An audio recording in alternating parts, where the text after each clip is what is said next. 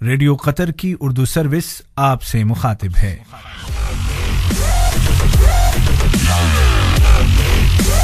पेश खिदमत है नौजवानों का प्रोग्राम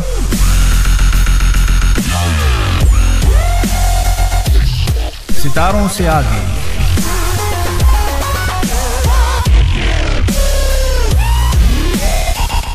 तरतीब व पेशकश आयशा मुजाहिद।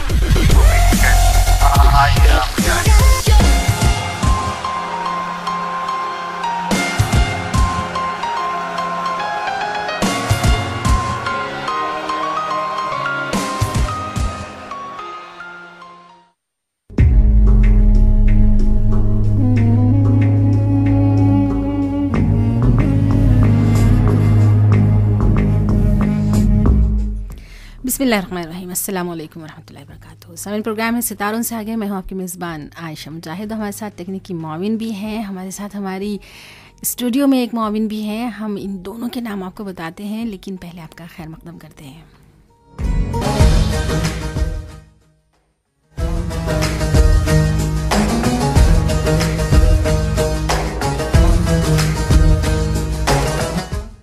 जी सामईन, तकनीकी मुआविन हैं आज हमारे साथ अहमद अलक्वारी और मुनीमुल्ला भी साथ साथ हैं। और यहाँ स्टूडियोज़ मेरे साथ जैसे कि पहले बुध को होती हैं अहमदुल अज़ीम असरा, तो वो भी मौजूद हैं। जी अहमदुल अज़ीम असरा, अस्सलाम वालेकुम वरहमतुल्लाहि वबरकातुहू। वालेकुम सलाम वरहमतुल्लाहि वबरकातुहू। और मुझे ये शक था कि आपका सलाम सिर्फ मुझ तक पहुँच रहा है या सामईन तक भी पहुँच रहा है? सारे लिस्टर्स और आप तक भी। सही है, आपकी नीयत तो यही थी, लेकिन हमारे जो माइक हैं वो शायद आपके ऑन थे या नहीं, ये मैं देख रही थी। बहरहाल आज जो हम नौजवानों तक कोशिश करेंगे कि मुख्तलिफ न्यूज़ पहुँचाएँ तालीम से मुताल्लिक़, उनसे मुताल्लिक़, और भी बहुत कुछ आपके साथ है आज। तो फिर यूँ करते हैं कि बिना वक्त ज़ाय किए फ़ौरन अपने काम की तरफ आते हैं। तो सामईन, प्रोग्राम है सितारों से आगे और गौर से सुनते रहें, क्योंकि असरा के पास आज चंद ऐसी न्यूज़ हैं जो न सिर्फ एजुकेशन से ताल्लुक़ रखती हैं, बल्कि नौजवानों की ज़िंदगी के चंद अहम जो एडवेंचर्स होते हैं ना, उनसे भी मुताल्लिक़ हैं कि अगर स्पीड ड्राइविंग करते हैं तो बाज़ औक़ात कैसे हादसात सामने आ जाते हैं। और फिर ये स्कूल से मुताल्लिक़ भी चंद चीज़ें अपने पास, चंद ख़बरें अपने पास रखती हैं। और साथ ही साथ हम आपको ये भी बताएंगे कि बरतानी यूनिवर्सिटियों के मुफ्त डिग्री कोर्सेज़ क्या क्या हैं। फिर इंडिया की तरफ भी हम चलेंगे कि अगर आप इंडिया से यानी हिंदुस्तान में किसी कोर्स में दाखिला लेना चाहते हैं तो वहाँ क्या सहूलतें मुहैया हैं। ये सब हो जाएगा असरा? हो जाएगा। चलें ठीक, तो फिर शुरू की जाए बात। बिल्कुल जी सामईन। ओके, पहली जो न्यूज़ है मेरे पास वो है पेरेंट्स के लिए और जो स्टूडेंट्स के गार्डियंस होते हैं उनके लिए। सुप्रीम काउंसिल ऑफ एजुकेशन, जो कि SEC है, सुप्रीम एजुकेशन काउंसिल, जी SEC जो है, उन्होंने एक हॉटलाइन सेटअप की है जो कि बेसिकली पेरेंट्स के लिए है, हॉटलाइन 155, जिस पर आप कॉल करके जो आपकी क्वेरीज़ है एजुकेशन के बारे में, जो क्वेरीज़ है उसके बारे में आप जानकारी पा सकते हैं। इसका मेन एम ये है कि जो पेरेंट्स SEC को जाते हैं कुछ इन्फॉर्मेशन निकालने के लिए, उनका टाइम सेव करने के लिए, वो सिर्फ हॉटलाइन पर कॉल कर पूरी क्वेरी जान सकते हैं। क्या नंबर बताया आपने? 155। तो जैसे अगर मैं अपने बच्चों के लिए कुछ जानना चाहती हूँ कि सुप्रीम एजुकेशन काउंसिल से क्या क्या हमारी मदद हो सकती है या उनकी पॉलिसीज़ क्या हैं वग़ैरह वग़ैरह, तो फिर मुझे ये नहीं करना होगा कि वक्त निकाल कर वहाँ पहुँचें और उनकी ऑफिस टाइमिंग ही में बात मालूम की जाए, बल्कि हम इस हॉटलाइन का इस्तेमाल कर सकते हैं। यस, और ये हॉटलाइन जो है ये SEC के फेसबुक पेज पर अनाउंस की गई है। अच्छा, ओके, ये SEC ने अभी बताया नहीं कि ये जो हॉटलाइन है वो 24 घंटे चलेगी या सिर्फ वर्किंग आवर्स में, तो इसके ऊपर हम अपडेट करेंगे। अच्छा, और इसका यानी जब ये बात सामने नहीं आई तो इसका एक मतलब ये भी हो सकता है कि भाई हॉटलाइन मीन्स पूरा 24 घंटे भी हो सकता है, लेकिन हम यकीनी तौर पर आपको इसलिए नहीं बता सकते कि इन्होंने खुद अनाउंस नहीं की है। बिल्कुल ठीक। और सुप्रीम एजुकेशन काउंसिल का जो मैंने देखा है कि इनका एक बहुत ही अच्छा रोल है यहाँ तालीमी निज़ाम में, कि वो छोटी छोटी चीज़ों पर और जितनी ज़रूरियात हैं, जो अपडेट्स हैं, बड़ी अच्छी नज़र रखते हैं और इक़दाम भी बहुत अच्छे से करते हैं। जैसे आपको याद होगा, हमने कब सुना था, हो सकता है गुड इवनिंग कतर में शायद ये बात सुनी हो, कि इंडिपेंडेंट स्कूल्स के उन्होंने यूनिफॉर्म चेंज किए। हमारे ही प्रोग्राम में था। क्यों हम लास्ट मंथ के पहली वीक पे हमारे ही प्रोग्राम में ये न्यूज़ आई थी कि वो लोग यूनिफॉर्म चेंज कर रहे हैं और इस्लामिक तरीके से यूनिफॉर्म डिज़ाइन कर रहे हैं और फ्री दे रहे हैं।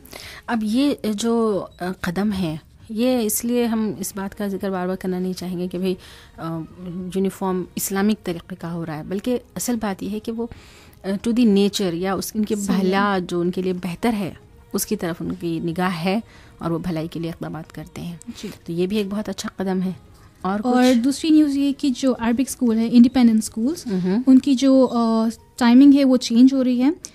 जैसे कि छोटी क्लासेस जो है किंडरगार्टन और एलिमेंट्री स्कूल्स के जो है वो टाइमिंग्स होंगे दोपहर 12 बजे तक, और जो प्रिपरेटरी और सेकेंडरी स्कूल्स होंगे उनकी टाइमिंग होगी 1:35 तक, क्लोजिंग टाइमिंग।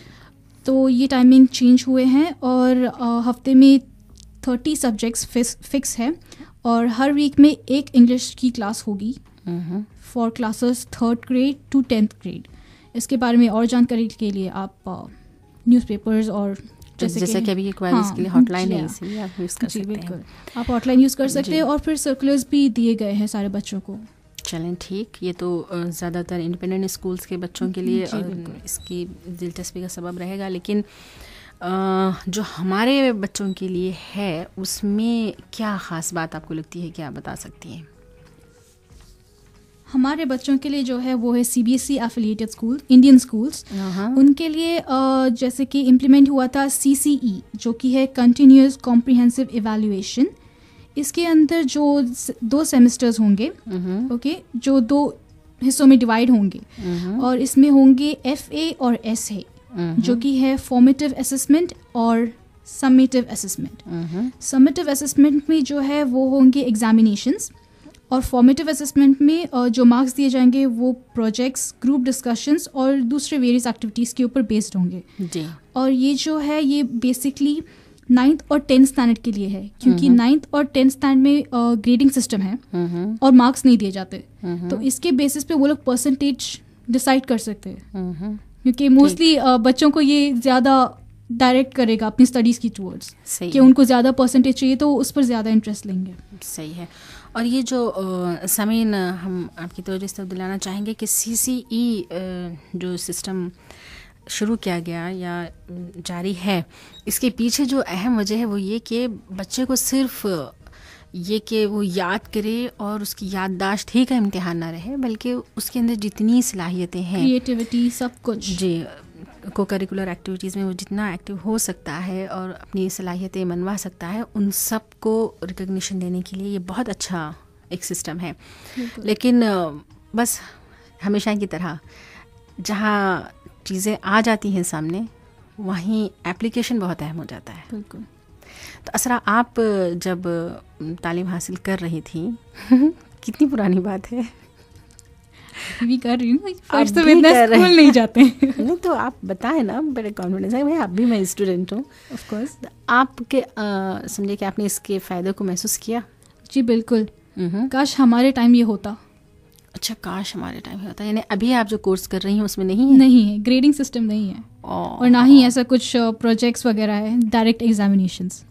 अच्छा, तो अगर इसमें ये चीज़ बहुत अच्छी है कि आपको एक इंटरेक्शन का मौका मिल रहा है, आपको अपने अंदर की क्रिएटिविटी वो दिखाने का मौका मिल रहा है। सही है। ग्रुप डिस्कशंस के थ्रू और जो को करिकुलर एक्टिविटी, कुछ बच्चे होते हैं कि बोलते हैं कि नहीं हम ये चीज़ नहीं कर पाएंगे और अपने आप को पीछे रखते। सही है। इस चीज़ के लिए अगर जब ये चीज़ कंपलसरी हो गई है तो आप कैसे भी आगे आएंगे, आपको खुद पता चलेगा कि आपके अंदर कितना टैलेंट है। ये भी है, सही है, बिल्कुल।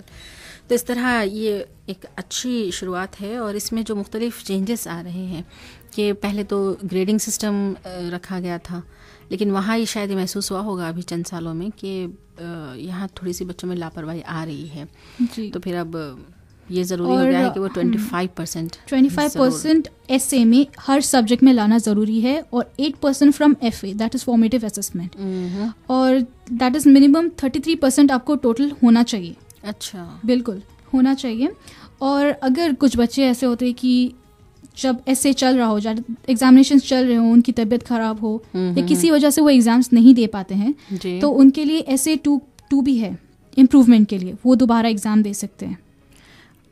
इम्प्रूवमेंट के लिए भी कह सकते हैं। और ये जैसे कि टर्म होते हैं ना, फर्स्ट टर्म और सेकेंड टर्म, तो essay 1 फर्स्ट टर्म के लिए एग्ज़ाम है और essay 2 सेकेंड टर्म का एग्ज़ाम है। तो अब ऐसा नहीं होगा कि भाई उसने essay 1 में 25% ही लेना है, बल्कि essay 1 प्लस essay 2 शायद 33% आ रहा है। जी, थोड़ा सा कन्फ्यूजन है यहाँ पर, दोनों मिलाकर उसे 33% लेने हैं, और सिर्फ एक essay में यानी जो फर्स्ट टर्म एग्ज़ाम होगा वहाँ उसे 25% हासिल करने हैं। देखना, मैं कंफ्यूज तो नहीं कर रही तुम्हें? नहीं। वेल, यहाँ पर एक और है, यहाँ पर ये है कि जो बच्चे इंटरनेशनल या नेशनल पे स्पोर्ट्स में खेल रहे हैं, तो उनको ये essay का उतना इम्पोर्टेंस दिया नहीं गया है, दैट अगर उनकी डेट्स अगर मैच नहीं हो रहे, मतलब कि अगर एग्जामिनेशन से और तभी उनके डेट से स्पोर्ट्स की, तो वो उसकी तरफ से एग्जेम्प्ट है, वो जा सकते हैं स्पोर्ट्स के लिए। और जब नेक्स्ट टाइम वो जो देंगे एग्जाम्स, उसके मार्क्स और फर्स्ट टर्म के मार्क्स सेम होंगे। वाह, ये भी एक चीज़ है, बहुत अच्छी चीज़ है। यानी उनकी उस एबिलिटी को जो वो खेल में अपनी दिखा सकते हैं, उसे एग्जाम्स की वजह से रोका नहीं जा रहा है। जी बिल्कुल, नो डिस्टर्बेंस। That's right. और essay 2 में इन्होंने जो अपना परफॉर्मेंस दिया, तो फिर ये समझा जाएगा कि essay 1 में भी उनके वही मार्क्स हैं। That's right, very good. तो साइन प्रोग्राम है सितारों से आगे, और इसी तरह चंद मज़ीद खबरों के साथ हम आपके साथ होंगे। सुनते रहें प्रोग्राम।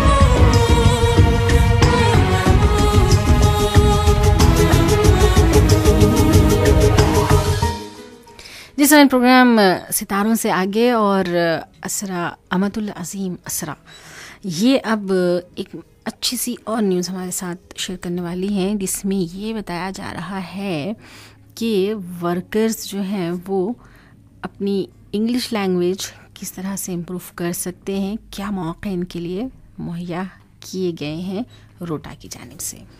रोटा जो कि है रीच आउट टू एशिया, ये एक ऑर्गेनाइजेशन है, और इन्होंने हमद बिन खलीफा यूनिवर्सिटी और कतर पेट्रोलियम के साथ मिलकर एक इनिशिएटिव लिया है जो वर्कर्स को इंग्लिश लैंग्वेज स्किल्स इम्प्रूव करने का मौका दे रही है। अच्छा। तो डिफरेंट यूनिवर्सिटीज़ से जो स्टूडेंट्स वॉलंटियर कर रहे हैं उन्हें कोर्स दिया गया है जो कि ट्यूटर्स होंगे इस कोर्स के लिए। अच्छा। तो इसमें स्टूडेंट्स के लिए भी बहुत फ़ायदा है कि उन्हें एक ट्यूटरिंग का मौका मिल रहा है। ओके।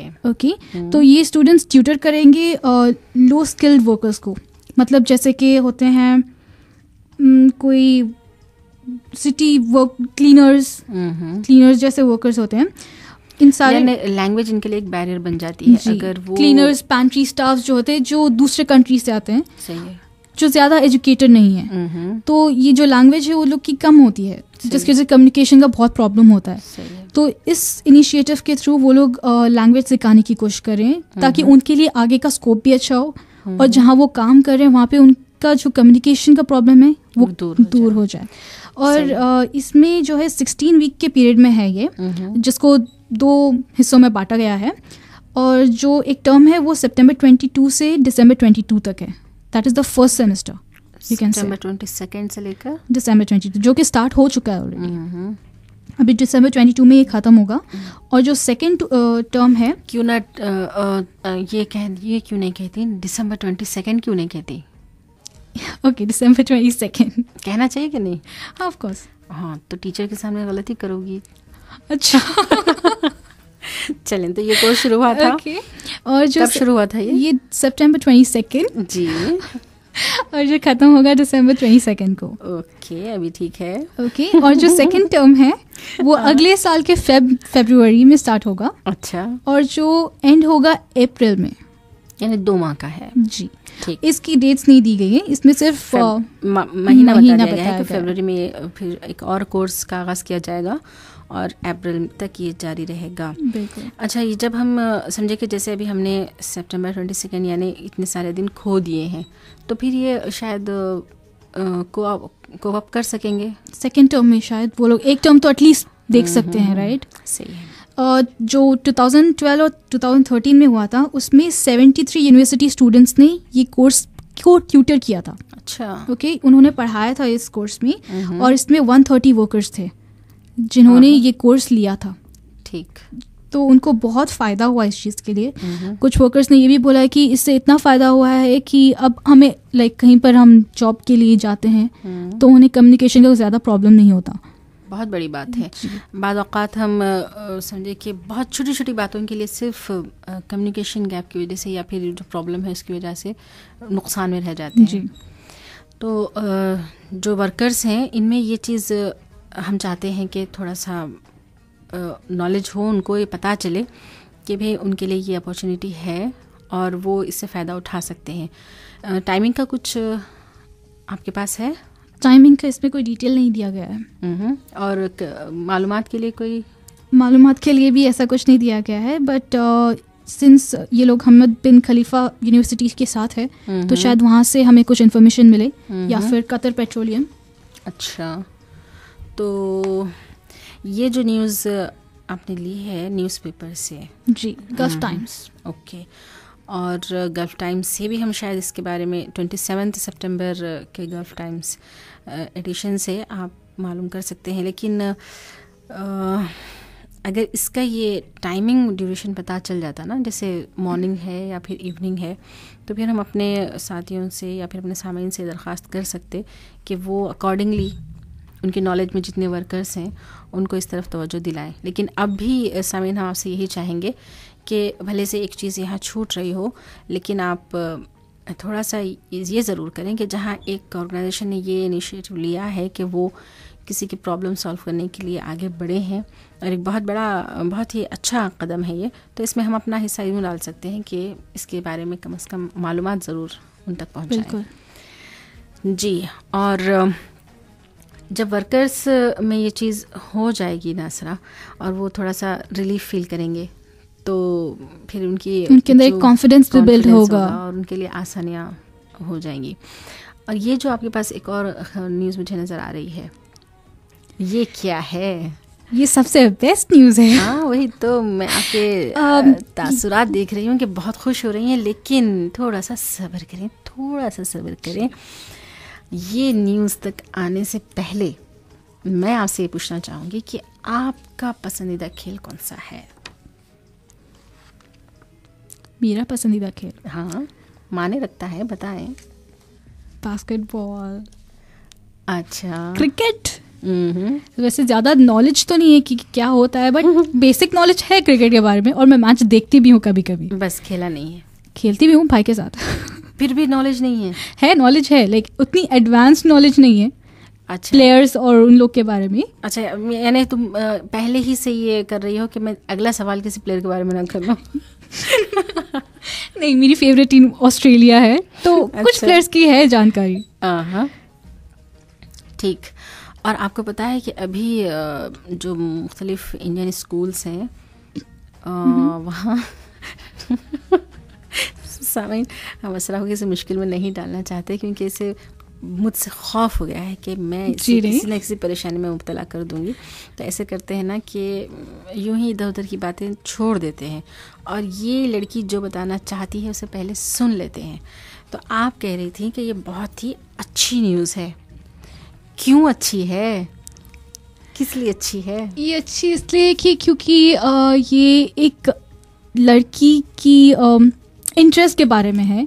उसने जिस चीज़ को दिमाग में रखकर ये चीज़ किया है, यानी उसकी जो सोच थी इस चीज़ के पीछे, तो वो मुझे बहुत इम्प्रेस किया उसने। या फिर आप दूसरों को मार कर उन्हें अपने कंट्रोल में रखना चाहती हैं? नहीं, ऐसा कुछ नहीं है। हाँ, तो जो काम प्यार से हो सकता है मार-धाड़ क्यों करना? मार-धाड़ की जो बातें निकल आई वो इसलिए कि एक चौंकाने वाली खबर ये है कि बॉक्सिंग में एक लड़की ने सिल्वर मेडल जीता है बॉक्सिंग चैम्पियनशिप में। और फिर मैं चाहूँगी कि असरा को जब ये इतनी पसंद है तो यही बता दे। ओके, ये जो है ये लड़की निखत ज़रीन, जो कि आंध्र प्रदेश निज़ामाबाद से है। इन्होंने एक सिल्वर मेडल जीता है वर्ल्ड यूथ बॉक्सिंग चैम्पियनशिप में, जो कि बल्गेरिया में लास्ट वीक सैटरडे को हुआ था। बुल्गारिया जी, ओके। इन्होंने पहले गोल्ड मेडल के लिए भी बॉक्सिंग चैम्पियनशिप में लिया था, but unfortunately she was not succeeding in that. ये तो होता रहता है जी, खेल है, कुछ तो होता ही रहता है। द मेन थिंग इज ये स्पोर्ट उन्होंने स्टार्ट करने से पहले इस इंटेंट से स्टार्ट किया था कि वो लड़कियों को बता सकें कि वो हर चीज़ में एक्सेल कर सकती है। अच्छा। हर फील्ड में वो जा सकती है। ये तो बहुत पुरानी बात हो चुकी है ना? ये बहुत पुरानी बात हो चुकी है, लेकिन आज भी कुछ लोगों की ये सोच है कि कुछ लड़कियां या यू कैन से लड़कियां इस चीज़ को नहीं कर सकती है। सिर्फ लड़कों के लिए ये चीज़ बनी हुई है। कौन सी? बॉक्सिंग? नॉट ओनली बॉक्सिंग, ऐसे बहुत सारी फील्ड्स हैं, बॉक्सिंग, रेसलिंग वगैरह। ओके, या तो ये जो बॉक्सिंग के इसमें जो उसका जो इनिशिएटिव था, लाइक जो उसका मेन एम था दिखाने के लिए कि लड़कियां भी इस चीज़ में एक्सेल कर सकती है, ये मुझे बहुत इम्प्रेस किया। अच्छा, और आप कब एडमिशन ले रही हैं बॉक्सिंग क्लब में? हम तो जाने माने।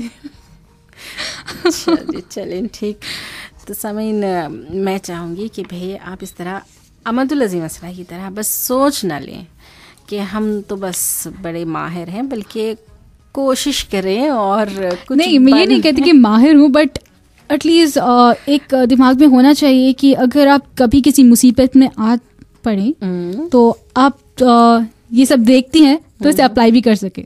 ज़रूरी नहीं है कि आप किसी चीज़ को सीख कर ही सीखे, कुछ चीज़ें देख कर भी सीखी जा सकती है। और अब मेरे पास इतना वक्त नहीं है कि मैं आपकी इस फ़लसफ़े पर ज़्यादा बात कर सकूं, क्योंकि गुज़िश्ता हल्के में हमने इंजीनियरिंग के बारे में बड़ी मायूसकुन खबरें दी थी। लेकिन यहाँ कुछ गाइडलाइंस हैं, उन पर थोड़ी सी नज़र डालते हुए आगे बढ़ते हैं।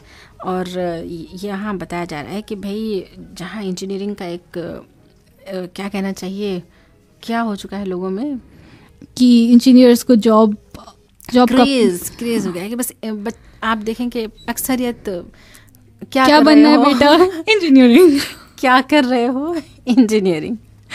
तो यहाँ बताया जा रहा है कि भाई आप ठीक है, क्रेज़ है, आप करना चाहते हैं तो करें, लेकिन कॉलेज का इंतखाब बहुत ज़रूरी है कि आप अच्छे इंजीनियरिंग कॉलेज का इंतखाब करें।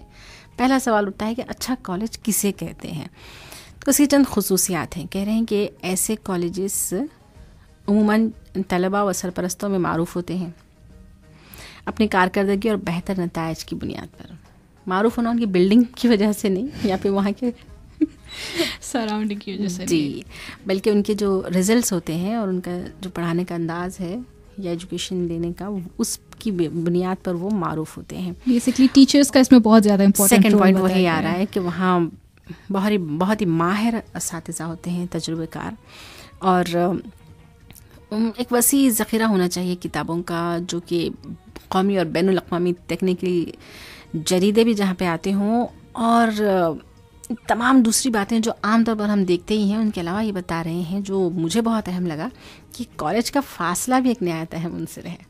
आप अगर एक ऐसे कॉलेज को डिसाइड करते हैं जो आपके रहने की जगह से बहुत दूर है, तो ये भी फ़र्क डालता है। क्योंकि अगर आपको ट्रैवलिंग सिकनेस है तो अगर आपका जिस दिन एग्ज़ाम है जिस दिन आप जाने तक ही इतनी बुरी हालत में रहेंगे कि एग्ज़ाम पेपर देखते ही बेहोश हो जाएंगे। इतना बुरा सीन। हाँ, ट्रैवलिंग हमारे सामने कहेंगे कि लड़कियों के साथ ऐसा होता है। हाँ, ऑफ कोर्स लड़कियां सेंसिटिव होती हैं। अच्छा, नहीं, ट्रैवलिंग सिकनेस जिसको होती है उनको होता है ऐसा। तो समय इस तरह ये चंद बातें हैं कि भाई आप अगर करना चाह रहे हैं तो इतनी सारी चीज़ों को जहन में रखें, वो सारी चीज़ें आपको मिलती हैं और उन्हें आप हासिल कर सकते हैं, तो फिर आगे बढ़ें। एक मुनासिब इंजीनियरिंग शोबे के इंतखाब में भी आपको बहुत केयरफुली आगे बढ़ना होगा। शोबे का इंतखाब, कॉलेज का इंतखाब और ये सब हो जाए तब फिर बहुत अच्छा है, वरना ऐसा कोई सब्जेक्ट जिसमें ये खबरें आ रही हों कि इंजीनियरिंग कॉलेजेस तो बहुत हो गए हैं लेकिन जॉब नहीं मिल रही है, तो ऐसी सिचुएशन से फिर कैसे हम निकल सकते हैं, ये भी एक सोचने वाली बात है जो आप सोचें। आप ना सोचें मतलब अजीम असरा, आप ये बताएं कि आगे क्या खबर है जी बताएं ना, आगे खबर कर रही ये है है लड़की। आगे खबर ये है कि कतर में कल ही की न्यूज़ है कि अल महिरात जो सेलिया एरिया में आता है, सेलिया एरिया में आता है, सेलिया अब ये कौन फैसला करेगा? सेलिया सेलिया अच्छा चलें ठीक। अल महिरात जो कि सेलिया एरिया में आता है, कल 4 बजे के करीब 3 खतरी लड़कों की डेथ हो चुकी है जो कि 18 और 21 की एज ग्रुप में आते हैं। और ये हुआ है क्योंकि उनकी जो 4 व्हीलर थी वो एकदम रोल होकर गिर गई। ज़ाहिर है ये स्पीड की वजह से, स्पीड की ओवर स्पीडिंग की वजह से। और इसी कल ही की न्यूज़ है ये है कि उमसाइद में इंडस्ट्रियल एरिया की जो रोड है वहाँ पर 2 पाकिस्तानी लोगों की बहुत इंजर हो गए। पिकअप में वो लोग जा रहे थे और उनकी जो पिकअप है वो स्किड कर रही है रोड से, तो उसकी वजह से उनको बहुत चोट लगी है। तो बस ये है कि ओवर स्पीडिंग की वजह से ज़्यादातर ऐसा होता है। अच्छा, ओवर स्पीड के अलावा एक मुरासला पढ़ने में आया था सैयद इमरान अहमद शाह का, वो कहते हैं कि जो खौफनाक हादिसात होते हैं अक्सर जो बड़ी सड़कें होती हैं वहाँ पर, उसकी एक और अहम वजह होती है कि ड्राइवर सो जाता है और उसे ऊँग लग जाती है। और इसके मुख्तलिफ ये फैक्टर्स बता रहे हैं कि ख़ासकर ये जो आपने बताया ये वो हैं जो अपनी ज़रूरियात से निकलते होंगे, लेकिन एक प्रोफेशन है ड्राइविंग, यानी वो एज ए ड्राइवर अपना जॉब एक्सेप्ट करते हैं। तो उनके साथ ये होता है कि वो कभी टेंशन का, क्योंकि उनके काम के औकात जो होते हैं वो मुसलसल कभी हो सकता है कि 7 से 8 घंटे भी हो जाएं और वो अपने काम में लगे हैं। बाद औकात उन्हें पुरसुकून नींद भी नहीं मिलती और नींद की कमी की वजह से या डिप्रेशन और टेंशन की वजह से अक्सर ये होता है कि वो एक लॉन्ग ड्राइव के मौके पर उन्हें ऊँग भी आ सकती है या वो सो भी सकते हैं। तो ये भी एक वजह है। और नौजवानों से तो हम ये चाहेंगे कि वो ना सिर्फ ये कि अपनी स्पीड का बहुत ख्याल रखें, बल्कि साथ ही साथ ये भी हम कहना चाहेंगे कि वो रातों को बिला वजह जागते ना रहें। आप कितनी देर जागती हैं? 11 बजे लास्ट। 11 तो बहुत आसान हो गया है। क्यों ना 9 से 10 के दरमियान सोने का प्लान करो। प्लान कर सकते, लेकिन 9 तो यूँ लगता है कि अभी तो शुरुआत है, ये भी कोई वक्त है सोने का? नहीं, ऐसा भी नहीं है, लेकिन अगर आपके पास कोई बड़े हैं घर में जो लेट नाइट आते हो, उनकी उनको डिनर सर्व करने के लिए उसकी वजह से तो जागना ही पड़ता है। और एक और चीज़ ये है कि 2 चीज़ें हैं एक्चुअली। कभी कभी ऐसा होता है कि सुबह ज़्यादा ट्रैफिक होता है, जैसे कि हम देखते हैं सुबह बहुत ज़्यादा ट्रैफिक होता है, स्कूल जाना है, ऑफिस जाना है, इन दिनों तो कुछ ज़्यादा ही है। हाँ, बहुत ज़्यादा ट्रैफिक होता है। तो ऐसे में आप क्या कर सकते हैं कि जो टाइम आपका ऑफिस स्टार्ट होता है उससे अगर 15-20 मिनट पहले जब आप निकलते हैं उससे 15-20 मिनट पहले अगर निकल जाए तो आपको ट्रैफिक भी कम मिलेगा और आपको स्पीडिंग करने की ज़रूरत भी नहीं पड़ेगी। ओहो, तो यानी आप कहना चाहती हैं कि थोड़ा जल्दी निकल जाएंगे आप घर से, तो उससे आपको ज़्यादा ट्रैफिक नहीं मिलेगी और स्पीड करने की ज़रूरत नहीं पड़ेगी। और दूसरी चीज़ तो बहुत कॉमन है कि ड्राइव करते वक्त टेक्स्ट मैसेज करना। टेक्स्ट मैसेज करना आजकल तो हाँ, आजकल फ़ोन पे बात करने के लिए तो अलग अलग सिस्टम निकले कि फ़ोन में स्पीकर्स लगे होते हैं, तो कॉल आता है तो दबा देते हैं, बिना फ़ोन कान को लगाए आप बात कर सकते हैं। बात हो रही है। लेकिन टेक्स्ट मैसेज करने के लिए, क्योंकि मैं भी आजकल बहुत देखती हूँ कि सिग्नल्स पे जब हम रुकते हैं तो आई नो सिग्नल्स पर होते हैं, लेकिन फिर भी अगर सिग्नल ऑन हो जाता है, पीछे से हॉर्न बजते रहते हैं और वो मैसेज करते बैठते हैं, तो सही है। इट्स नॉट कि सिर्फ खराब दिखता है, बट आपके लिए भी जी। और असरा को इस वक्त हंसी इसलिए आ गई कि ऐसी एक सिचुएशन हमारे बिल्कुल सामने भी है। जी बिल्कुल। तो आप टेक्स्ट मैसेज क्यों जा रहे हैं? जी, ऑन ड्यूटी तो ऐसा कुछ नहीं है, but driving is the main thing. Driving के टाइम पर आपको बहुत एहतियात देखना पड़ता है, क्योंकि स्पेशली जब आप ड्राइविंग कर रहे हो तो आपको चारों तरफ नजर रखनी पड़ती है, आगे पीछे राइट साइड हर जगह देखना पड़ता है कि कहीं जगह देखना पड़ता है. हाँ, क्योंकि मैंने तो बहुत बार ड्राइवर्स को देखा है, ऊपर देखते हैं, नीचे देखते हैं, पीछे देखते हैं, साइड देखते हैं, अच्छा. हर जगह देख कर चलाते हैं ताकि कोई कार आके हिट ना कर दे. आप मैडम ड्राइवर को देखती बैठी हैं? कभी भैया चला तो भैया को देखती हूँ ना, तो अच्छा, क्योंकि मुझे भी ऐसा नहीं है कि मुझे नहीं पसंद है, ड्राइविंग नहीं आती ऐसा. अच्छा. पसंद तो बहुत है, बट आजकल जो हाथ से देख रहे हैं ना कि आपने हाँ. बड़ी अच्छी बात की तरफ तवज्जो दिलाई कि भाई ठीक है, ओवर स्पीड भी ना करें, और दूसरे ये भी ना करें कि आजकल जो निकल पड़ा है, आजकल ही की बात है, बहुत टाइम से चले आ रहा है, लेकिन अभी टेक्स्ट कुछ मैसेजेस कम ना है, करें. थोड़ा ओके. कम है, लेकिन फिर भी इन चीज़ों खत्म की होना तरफ तवज्जो चाहिए. दें ताकि आपकी ज़िंदगी जो कि बहुत अहम है, और कई अफराद तो ऐसे हैं जिनकी ज़िंदगी आपकी ज़िंदगी से जुड़ी हुई है, बिल्कुल. उन सब का ख्याल रखें और अपनी इस बेहतरीन नेमत को अच्छे कामों में इस्तेमाल में लाने के लिए तैयार करते रहें. जी मोहतरमा, अभी क्या बताएंगी, लेकिन सामईन यूँ करते हैं कि 1 सेकंड के लिए थोड़ा सा वक्फा लेते हैं, ताकि असरा जो थोड़ा सा परेशान हो रही हैं कि उफ़ ये क्या एक साथ एक के बाद एक पूछ रही हैं, तो उन्हें थोड़ा सा रिलैक्स कर दें. प्रोग्राम में सितारों से आगे.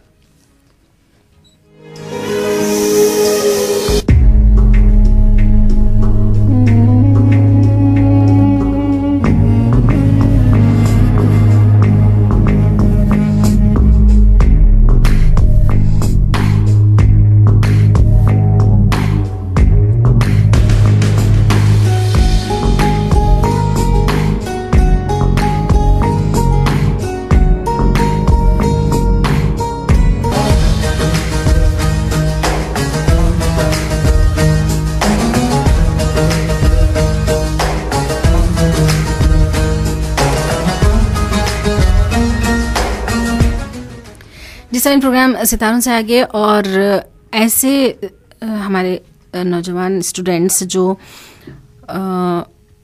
फासिलाती निज़ाम समझ रही हो, वहाँ अपना यानी घर बैठे कुछ तालीम हासिल करना चाहते हो, तो उनके लिए मौलाना आज़ाद नेशनल उर्दू यूनिवर्सिटी में डिग्री में एडमिशन्स के लिए अहलियती इम्तिहान 4 अक्टूबर को होगा. 4 अक्टूबर कब है? 2 दिन बाद. 2 दिन बाद, यानी कुछ वक्त है. 1 दिन बाद बोल सकते हैं.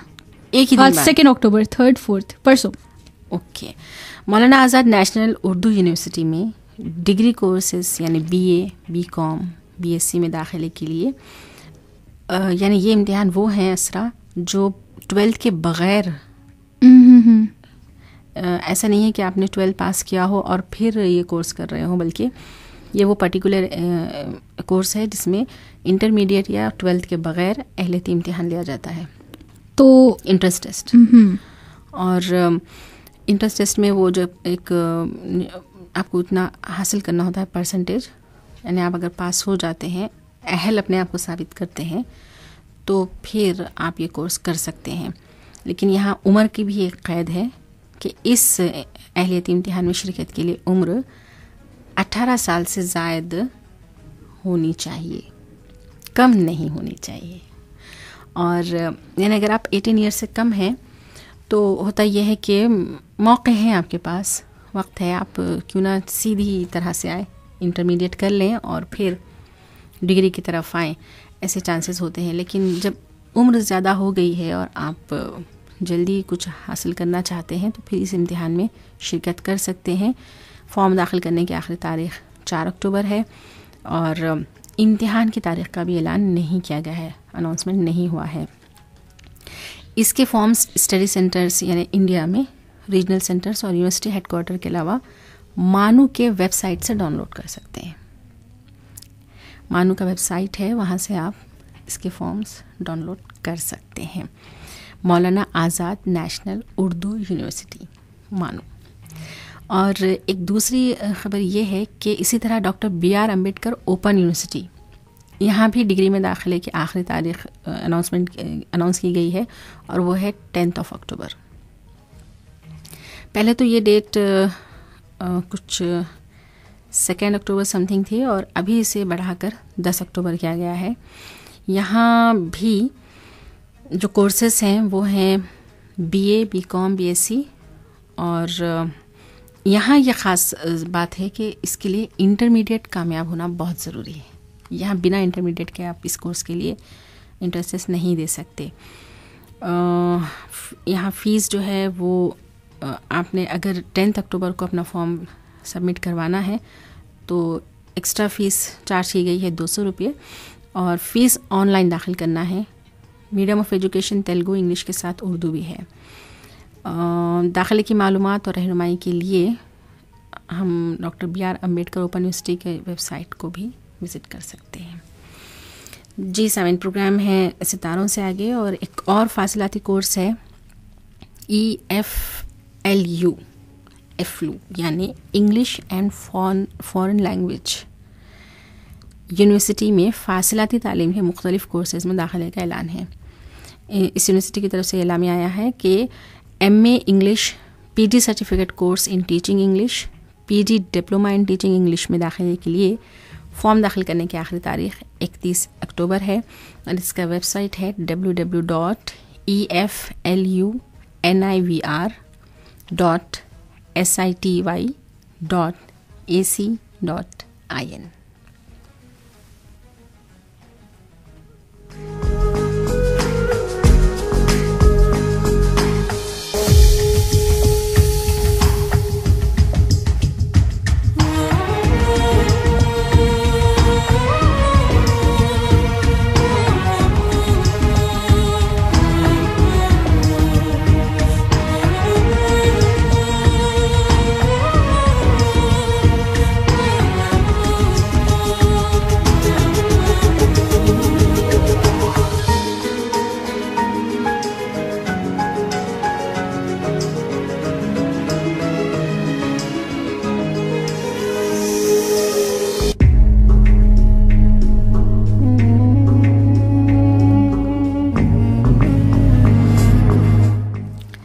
जिस तरह प्रोग्राम सितारों से आगे, और अभी जो बात हो रही थी वो मौलाना आज़ाद नेशनल उर्दू यूनिवर्सिटी और doctor BR Ambedkar open university के अलावा EFLU यानी English and foreign language university के फासलाती कोर्स के बारे में हम बता रहे थे। और अब कुछ खबर है बरतानवी यूनिवर्सिटियों के मुफ्त डिग्री कोर्सेज़ के बारे में।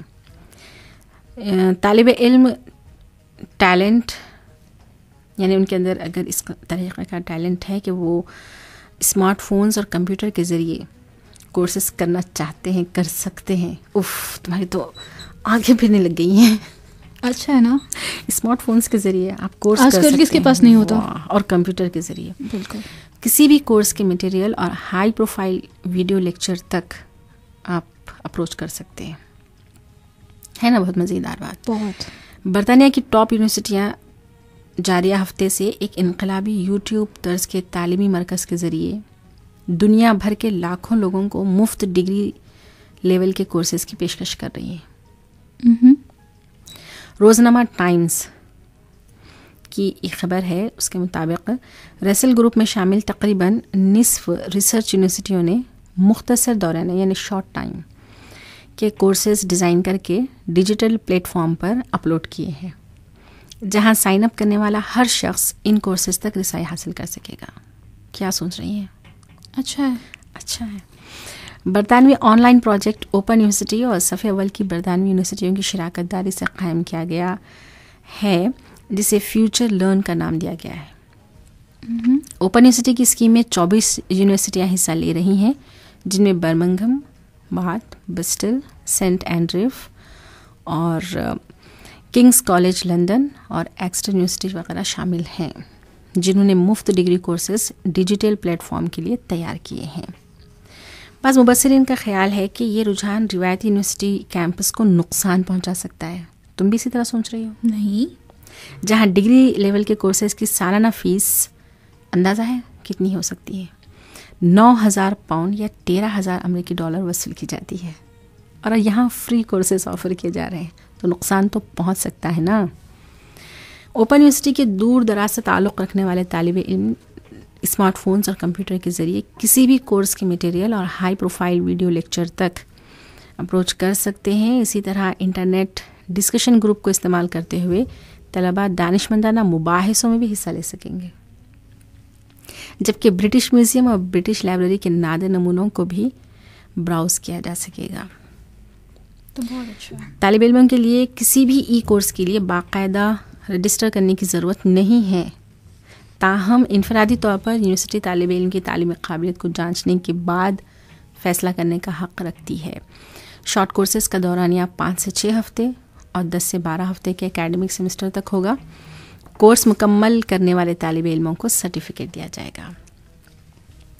अब तक फ्यूचर लर्न के सैम्पल प्रोग्राम के मुफ्त कोर्सेज, सैम्पल नहीं सिंपल ही होना चाहिए ये, अब तक फ्यूचर लर्न के सिंपल प्रोग्राम के मुफ्त कोर्सेज लिटरेचर, बिजनेस, नफ्सियात, मार्केटिंग और साइंस में 140 मुल्कों के तालिब इल्म साइन अप कर चुके हैं। इसका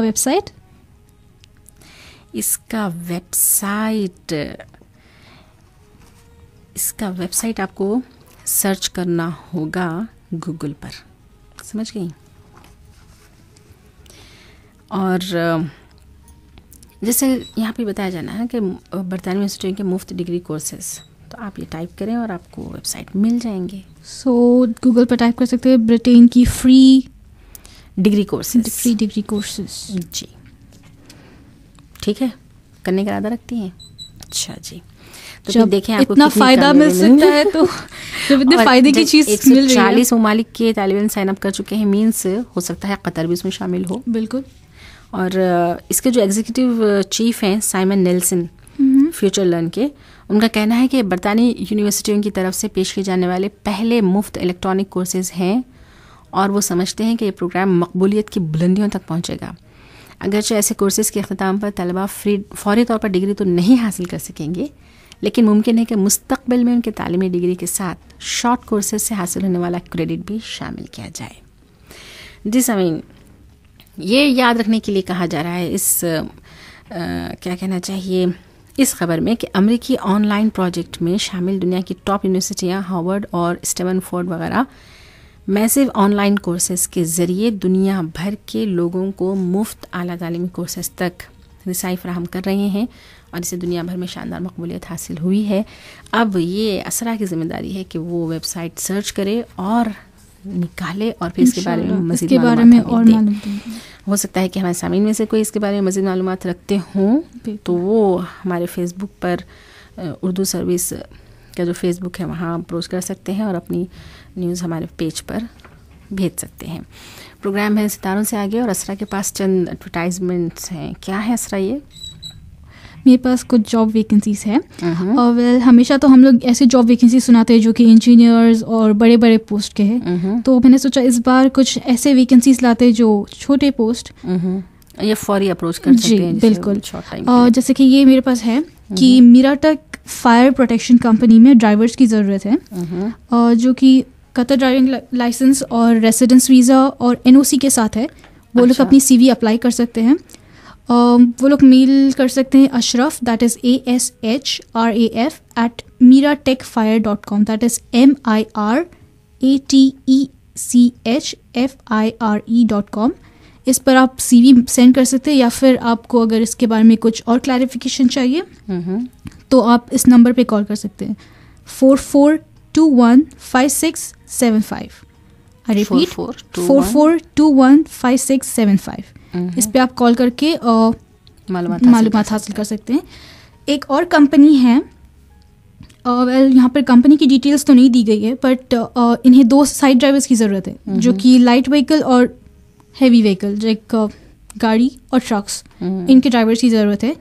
इधर रिक्वायरमेंट ये है कि आपको अरबिक और इंग्लिश आना चाहिए, ओके, और ड्राइविंग लाइसेंस की ज़रूरत है। 2 इयर्स का ड्राइविंग एक्सपीरियंस होना चाहिए कतर में, और कतर के रोड्स के बारे में पूरी नॉलेज होनी चाहिए, और NOC या फिर ट्रांसफरेबल वीज़ा जो होता है वो होना चाहिए। और प्रेजेंट तो ऑब्वियसली है कि आपको अच्छा प्रेजेंट करना चाहिए और गुड हाइजीन होना चाहिए। अगर आप इसके लिए इंटरेस्टेड हैं तो आप अपना CV मेल कर सकते हैं HRADMID@gmail.com। इस पर आप मेल कर सकते हैं या फिर आप फैक्स भी कर सकते हैं 44626120 पर। ठीक। और अभी आपको पता है कि वक्त बहुत कम रह गया है हमारे पास, लेकिन एक बहुत ही अहम एक और वैकेंसी अच्छा, है, एक और है जी। जो कि फ्रेशर्स के लिए है, मतलब फ्रेशर एक्सपीरियंस दोनों के लिए है। तो अगर आप इंटरेस्टेड है, लाइक स्पेशली आजकल बहुत सारे लोग एडमिन और असिस्टेंट की जॉब्स देखते हैं। अच्छा। तो ये एक बहुत अच्छा एडवर्टाइजमेंट है कि आप इसके लिए अप्लाई कर सकते हैं अगर आपको कंप्यूटर की नॉलेज है। That is the only requirement यहाँ पर मेंशन किया गया है। एक मल्टीनेशनल कंपनी है ये। तो अगर आप इंटरेस्टेड है तो आप इस पर CV मेल कर सकते हैं, BOMINATHAN@ETASTAR.international.com। लंबा हो गया थोड़ा सा ना? हाँ, दैट इज BOOMINATHAN@ETSTARinternational.com। चलें, ठीक। ओके। और वैसे सामीन, हम ये जो न्यूज़ आपको बता रहे हैं ये कोई ऐसा नहीं है कि बिल्कुल डायरेक्ट कंपनी से हो, बल्कि ये न्यूज़पेपर ही का एक हिस्सा है और आपकी नज़र से गुजरा भी होगा। लेकिन हमारा मकसद ये था कि जो इसे स्किप किए हों तो उनकी थोड़ा सा हाईलाइट हो जाए उनके लिए। और अर्जेंटली रिक्वायर्ड क्या है इसरा? अर्जेंटली रिक्वायर्ड एक कंपनी में 4 वैकेंसीज है। एक सेक्रेटरी की है, एक सेल्स एग्जीक्यूटिव की है, प्रोजेक्ट सुपरवाइजर्स की ज़रूरत है और ड्राइवर्स की ज़रूरत है। अच्छा। वेल, मैं रिक्वायरमेंट बता दूं जल्दी।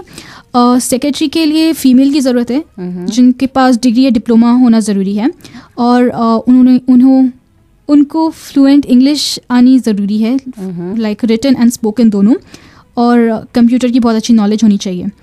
ठीक। और सेल्स एग्जीक्यूटिव्स के लिए मेल्स की ज़रूरत है एज यूजुअल, डिग्री और डिप्लोमा की ज़रूरत है, और रिटन इंग्लिश आनी चाहिए, रिटन एंड स्पोकन, और 3 से 4 साल का वर्क एक्सपीरियंस होना चाहिए। उफ, ठीक। ओके। प्रेफरेबली इंडस्ट्रीज़ या लोकल मार्केट में होना चाहिए। और प्रोजेक्ट सुपरवाइजर्स, वो भी मेल्स, उनको इस चीज़ के बारे में एक्सपीरियंस होना चाहिए, लाइक पेंट एप्लीकेशन। ओके। और उनकी इंग्लिश बहुत अच्छी होनी चाहिए। ड्राइवर्स, उनके पास वैलिड ड्राइविंग लाइसेंस होनी चाहिए और एक्सपीरियंस होना चाहिए एज ड्राइवर, और वो स्पॉन्सरशिप चेंज करने के लिए रेडी रहे। ये एक रिक्वायरमेंट दी है उन्होंने ड्राइवर्स के लिए।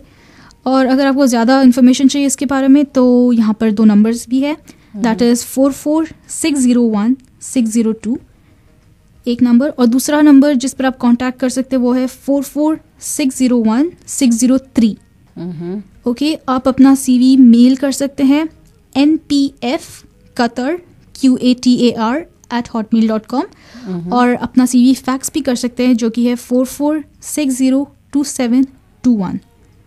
मैं एक बार नंबर रिपीट कर सकती हूँ, आप नोट कर लीजिए, 44601602, 44601603।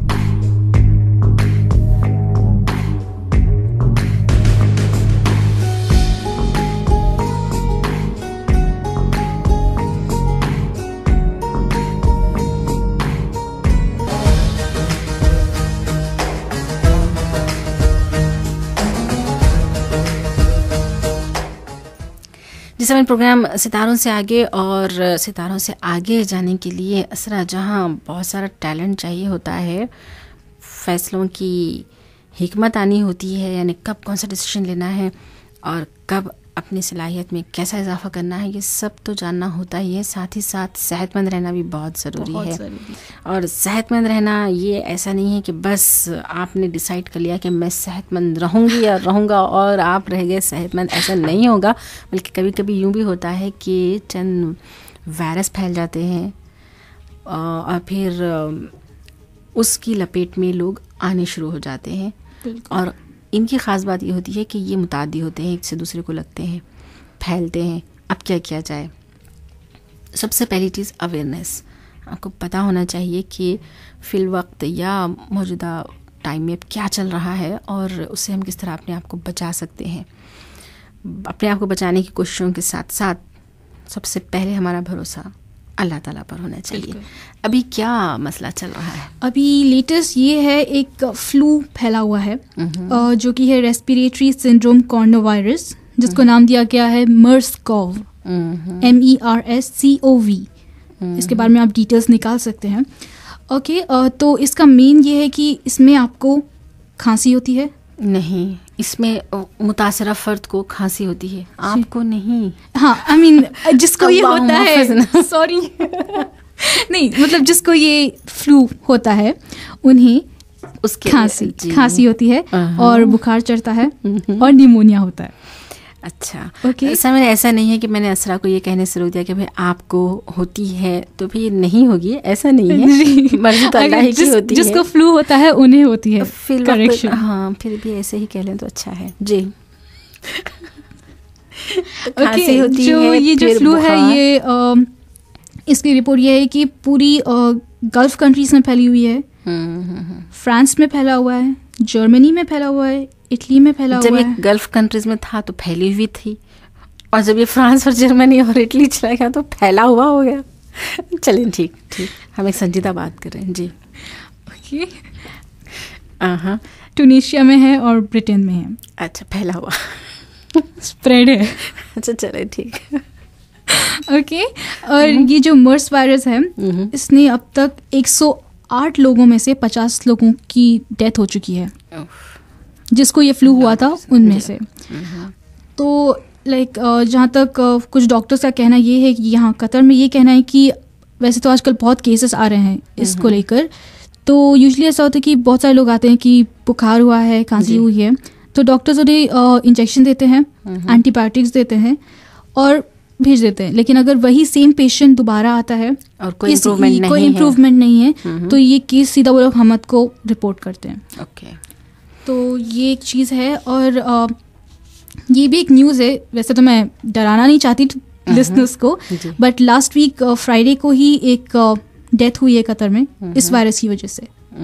तो ये है कि आप एहतियात करें अपना। ज़ाहिर हम यही कर सकते हैं जी। और अगर आपको इस वायरस के बारे में कुछ ज़्यादा डिटेल्स चाहिए तो आप सुप्रीम काउंसिल ऑफ हेल्थ को कॉल कर सकते हैं। उनकी हॉटलाइन नंबर्स हैं 66740951 और एक और नंबर है 66740948। ये 2 नंबर से आप इस पर कॉल कर सकते हैं और इसके बारे में जो भी जानकारी वो हासिल कर सकते हैं। प्लीज़ दोबारा बता दें ताकि 66740951 और एक जो नंबर है वो है 66740948। अरे जानकारी के अलावा हम मालूमात नहीं हासिल कर सकते? जानकारी और मालूमात तो नहीं हासिल कर सकते हैं। चलिए ठीक। ओके, और वेल हमने ये न्यूज़ बताई है तो ऑब्वियसली लिसनर्स को थोड़ा आ गया होगा कि फ्लू फैला हुआ है। तो आप कुछ ऐसा कर सकते हैं, लाइक अगर आपको ऐसा कुछ सिम्टम्स नज़र आता है अपने अंदर कि खांसी हो रहा है किसी को या किसी को अगर कुछ खांसी हो रही है या फिर बुखार चढ़ रहा है तो आप एहतियात करें। तो वो एहतियात करें। एक तो ये लड़की बिल्कुल मुझे देखकर बात कर रही है और फिर कहती है आपको अगर ये खांसी हुई है। नहीं, क्या किया जाए? ओके, जिनको खांसी या बुखार चढ़ा है वो एहतियात करें। जैसे कुछ टिप्स आप फॉलो कर सकते हैं कि आप वो खाना खाएं जो इजी टू डाइजेस्ट होता है और थोड़ा थोड़ा खाना खाएं, लाइक पोर्शंस इंटरवल्स लेकर, टाइम का इंटरवल लेकर आप खाना खाएं। और अगर आप बेड रेस्ट पर है तो ऐसा खाना खाएं जो आप बेड पे भी मैनेज कर सकते हैं। आप मीन्स जो पेशेंट है और ज़्यादा से ज़्यादा पानी पिए। अच्छा। और आपको मैं बताऊं असरा नहीं, मैं बिल्कुल पता नहीं क्यों हम इतनी सीरियस खबर के बारे में बात कर रहे हैं और इस तरह हंस रहे हैं। बाद औक़ात होता है ना कि ज़्यादा परेशान कर देती है और हंसने पर मजबूर करती है। खुदा ना खास्ता। नहीं, ऐसा भी नहीं, क्योंकि ये सीरियस न्यूज़ है कि आप इतना डरे नहीं कि ये फ्लू फैला हुआ है। आप बस अपना एहतियात बरतें तो अच्छा रहेगा ना। सही है, बस इतना हमको पता चल जाएगा कि भाई खुदा ना खास्ता अगर कोई खांसी के साथ बुखार मुब्तला है और ये नॉर्मल जो मेडिकेशन होता है उसके बाद इम्प्रूवमेंट उसमें नहीं आ रहा है तो फिर थोड़ा सा एहतियात की ज़रूरत है। सबसे पहले तो ये कि भाई दुआएं बहुत करें और हेल्दी अपना जो लाइफ रूटीन है वो रखें और साथ ही साथ आपको मैं ये बता रही थी असरा कि स्कूल्स में असेंबली अभी मना की हुई है सुप्रीम एजुकेशन काउंसिल ने भी और हेल्थ की तरफ से भी। हेल्थ क्या की तरफ क्या से होता है है अपना सुप्रीम एजुकेशन काउंसिल, या ये अभी हेल्थ का जो आपने नाम लिया था जो सारा अभी हेल्थ का है वो है सुप्रीम काउंसिल ऑफ हेल्थ, इनकी तरफ से ये रिक्वेस्ट की गई है स्कूल से कि वो असेंबलीज ना करें, यानी बच्चों को एक बड़े मजमूए को जमा ना करें हुजूम को, ठीक है। तो ये तो एक एहतियाती तदाबीर है। और दूसरा ये कि आप यूं ही किसी के मुंह पर ना खास दें, है ना। और क्या कर सकते हैं, हमेशा अपने साथ एक हैंडकरचिफ हैंडल करें, टिश्यूज रखें, टिश्यूज और हैंडकरचिफ रखें, हैंडकरचिफ भी रखें या फिर अच्छा चलें ठीक। ओके। और जो दुआएं हैं इनमें कुछ फूड्स जो कुरान में मेंशन है, कुछ ग़िज़ाएं जी, लाइक हमारे हुजूर उन्होंने फरमाया है कि जो शहद है वो 77 बीमारियों को दूर करता है। तो ये शहद बहुत अच्छी चीज़ है, तो आप जितना हो सके उसका यूज़ करें। और एक जो है वो जो है 21 किशमिश, अगर आप सुबह सुबह खाली पेट खाएं तो वो आपके लिए 21 दाने, हाँ 21 दाने, अच्छा 21 दाने किशमिश के खाएंगे तो आपकी सेहत के लिए भी अच्छा है और आपकी मेमोरी के लिए भी अच्छा है। देखिए मैं कोई एतराज़ नहीं कर रही हूँ क्योंकि खाने पीने का मामला है। आप कह रही हैं कि आप 21 दाने किशमिश के खाएं, मैं खाने तैयार हूँ। नहीं, इसमें भी एक चीज़ ये है कि शुगर पेशेंट्स प्लीज़ अपने डॉक्टर से कंसल्ट करिए। ये नुस्खा आपने ये नहीं कहा कि अगर आप शुगर पेशेंट हैं तो ये ना खाएं, ऐसा नहीं कहा आपने। जो भी शुगर पेशेंट्स है ये जो टिप है वो अपनाने से पहले एक बार डॉक्टर से पूछ ले तो अच्छा रहेगा। चलें। और कुरान की नज़र से देखें तो सूरह यासीन तो बहुत अच्छा है शिफा के लिए। हाँ, आप सूरह यासीन पढ़ते रहें। और मेरे पास 3 दुआएं हैं। सूरह यासीन पढ़ें और उसमें जो बातें आई हैं उस पर थोड़ा सा तवज्जो दें और उसमें अल्लाह ताला की वहदानियत, उसकी फरमाबरदारी, जैसा कुरान का सारा ही मज़मून है, तो फिर उस पर तवक्ल की जो कैफियत पैदा होती है वो हमारे लिए एक बहुत बड़ा ज़रिया है कि हम मुश्किलों और परेशानियों में अपने आप को एकदम मुतमईन रख सकते हैं कि अल्लाह ही के हुक्म से होता है जो भी होना है और शिफा देने वाला भी अल्लाह ही है। बिल्कुल जी। और मेरे पास जो 3 दुआएं हैं, एक तो ये है कि असअलु अल्लाह अल अज़ीम रब्बिल अज़ीम, ये हमें सैफी ने ना रमज़ान क्विज़ में सिखाया था जी। अस्अलुल्लाह अल अज़ीम रब्बिल अर्शिल अज़ीम अन यशफियक 7 टाइम्स। और ये बताया था सैफी ने कि जो मरीज़ हैं उनके सिराने जब हम अयादत के लिए जाते हैं तो सिराने ठहरना है और 7 दफ़ा दुआ करें तो इंशाल्लाह अल्लाह ताला शिफा देंगे। और दूसरी एक दुआ है, बता दूँ, आऊज़ु बिइज़्ज़तिल्लाहि व क़ुदरतिही मिन शर्रि मा अजिदु। तो ये जो दुआ है, ये जो बीमार है वो जहाँ कहीं तकलीफ है वो अपना राइट हैंड उस तकलीफ की जगह पर रखें, बिस्मिल्लाह पढ़े 3 बार और 7 बार इस दुआ को पढ़ें। ये नबी करीम सल्लल्लाहु अलैहि वसल्लम ने बताया है हमें कि इस तरह से तकलीफ का अल्लाह ताला वो असर कम कर देंगे जी। और एक जो दुआ है हस्बुनल्लाहु व निअमल वकील, ये हर चीज़ के लिए है, नॉलेज, शिफा। तो आप ये दुआ दिल के इत्मीनान के लिए कि हमने अल्लाह ताला को अपना, ये एकदम छोटी दुआ है तो आप हमेशा पढ़ते रह सकते हैं, तो आपके लिए अच्छा। चलिए ठीक। और इस तरह से हमें इन छोटी छोटी और बड़ी बड़ी बातों के साथ आज का हल्का अपने ख़त्म को पहुंचता है। असरा को थोड़ा सा मैंने आज तंग भी किया, जिसके लिए माज़रत। और फिर शुक्रिया आपका कि आपने वक्त दिया। उम्मीद के अगले महीने पहले बुध को आप हमारे साथ होंगी दोबारा इंशाल्लाह। साहिल, आज के हल्के से आयशा मुजाहिद, पहले मुझे अमतुल अज़ीम असरा कहना चाहिए, अमतुल अज़ीम असरा और मैं आयशा मुजाहिद, हमारे स्टूडियो ऑपरेटर अहमद कुमारी और अरशद हुसैन को इजाज़त दें। अल्लाह हाफ़िज़। अल्लाह हाफ़िज़।